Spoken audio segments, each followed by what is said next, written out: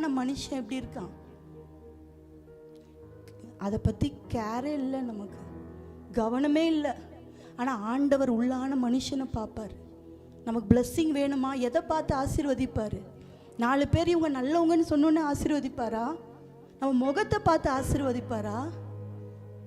உள்ளான மனுஷன் அவர் ஆராய்ந்து பார்க்கிறவர், நம்ம உள்ளித்திரியங்களை ஆராய்ந்து பார்க்கிறவர்.